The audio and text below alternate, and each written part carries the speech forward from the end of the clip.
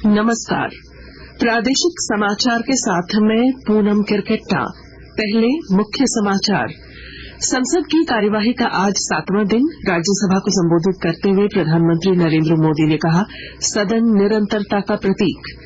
भारतीय reserve bank ने repo दर 6.5% रखा बरकरार। खुदरा मुद्रास्फीति को 4% की दर पर सुनिश्चित करने का रखा गया लक्ष्य। चतरा में हुए मुठभेड़ में 2 जवानों के शहीद होने पर नेता प्रतिपक्ष अमर कुमार बावरी ने जताई चिंता। सरकार से की गंभीरता दिखाने की अपील।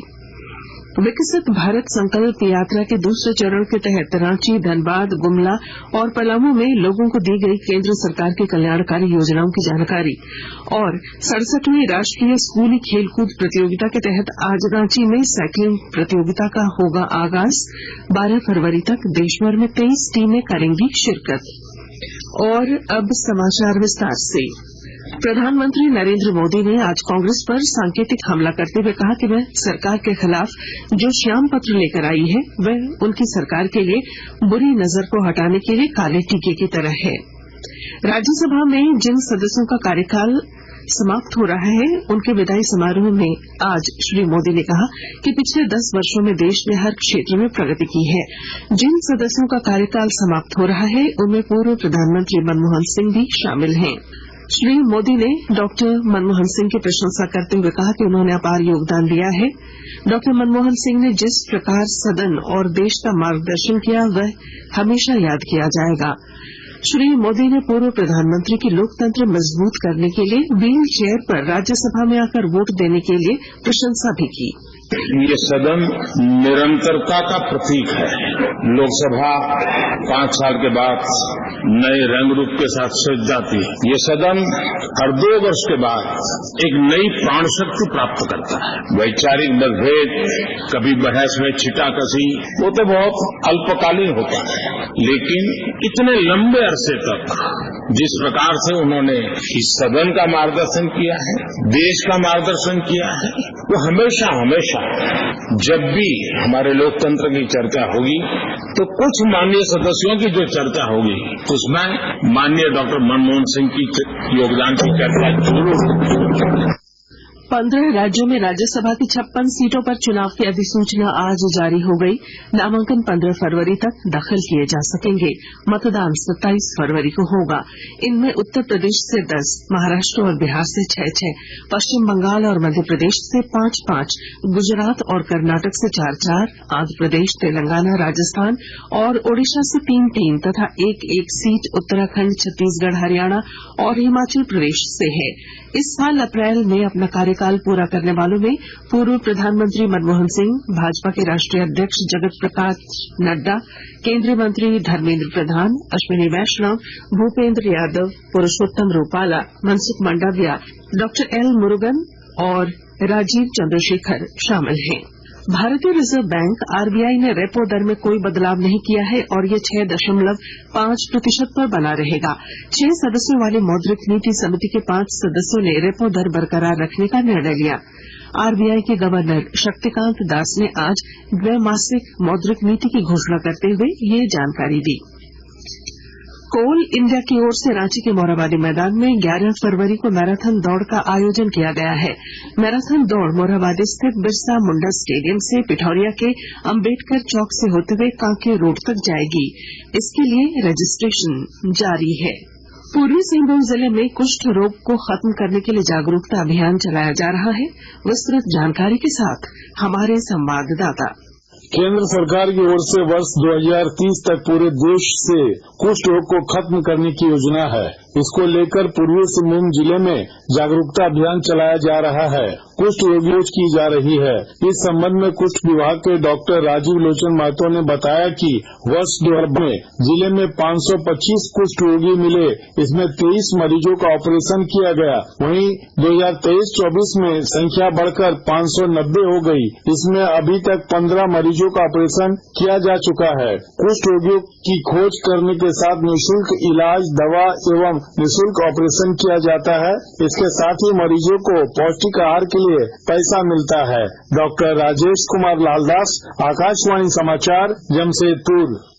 आकाशवाणी के ताजा तरीन समाचारों के लिए आप हमारी वेबसाइट newsonair.com पर लॉग ऑन कर सकते हैं।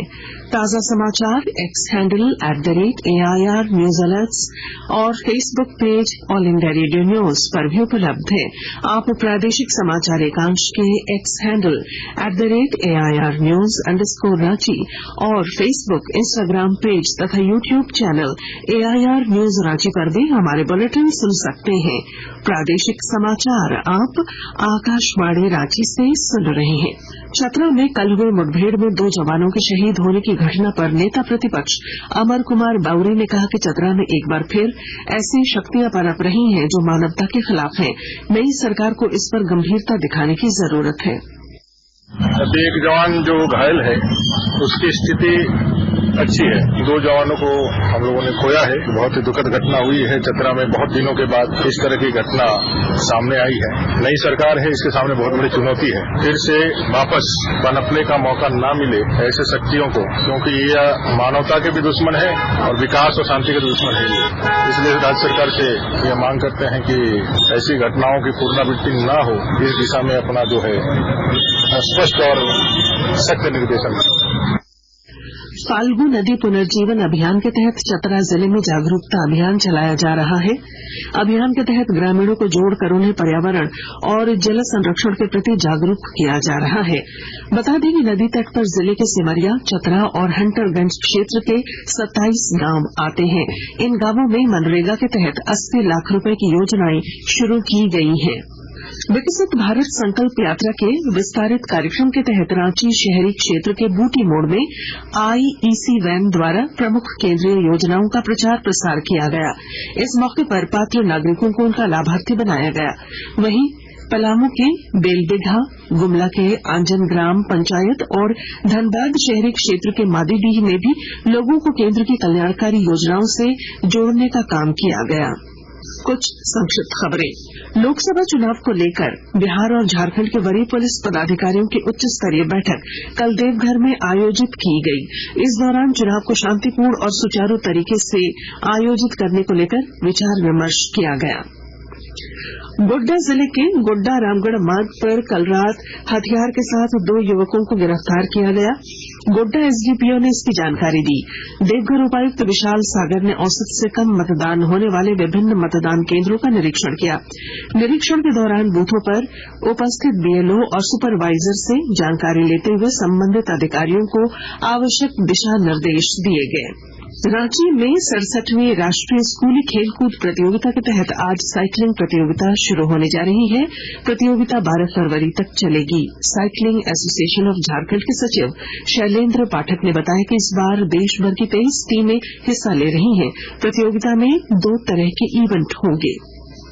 प्रसार भारती समाचार सेवा प्रभाग आकाशवाणी द्वारा प्रादेशिक समाचार एकांश आकाशवाणी रांची में अनुबंध के आधार पर कार्य के लिए पूर्णकालिक संपादकीय अधिशासी और समाचार वाचक सह अनुवादक के लिए आवेदन पत्र आमंत्रित किए गए हैं। विस्तृत जानकारी के लिए newsonair.gov.in/vacancies और prasarbharati.gov.in/vacancies पर आप लॉग इन कर सकते हैं। अभ्यर्थी 8 फरवरी 2024 तक अपना आवेदन प्रसार भारती के वेब लिंक applications.prasarbharati.org पर ऑनलाइन जमा कर सकते हैं। और अब अंत में मुख्य समाचार। संसद की कार्यवाही का आज 7वां दिन। राज्यसभा को संबोधित करते हुए प्रधानमंत्री ने कहा, सदन निरंतरता का प्रतीक। भारतीय रिजर्व बैंक ने रेपो दर 6.5% रखा बरकरार। खुदरा मुद्रास्फीति को 4% की दर पर सुनिश्चित करने का रखा गया लक्ष्य। चतरा में हुए मुठभेड़ में 2 जवानों के शहीद होने पर नेता प्रतिपक्ष अमर कुमार बाउरी ने जताई चिंता, सरकार से की गंभीरता दिखाने की अपील। विकसित भारत संकल्प यात्रा के दूसरे चरण के तहत रांची, धनबाद, गुमला और पलामू में लोगों को दी गई केंद्र सरकार की कल्याणकारी योजनाओं की जानकारी। और 67वीं राष्ट्रीय स्कूली खेल प्रतियोगिता के तहत आज रांची में साइकिलिंग प्रतियोगिता का होगा आगाज। 12 फरवरी तक देश भर की 23 टीमें लेंगी हिस्सा। और इसके साथ ही आकाशवाणी रांची से प्रादेशिक समाचार का ये बुलेटिन समाप्त हुआ। नमस्कार।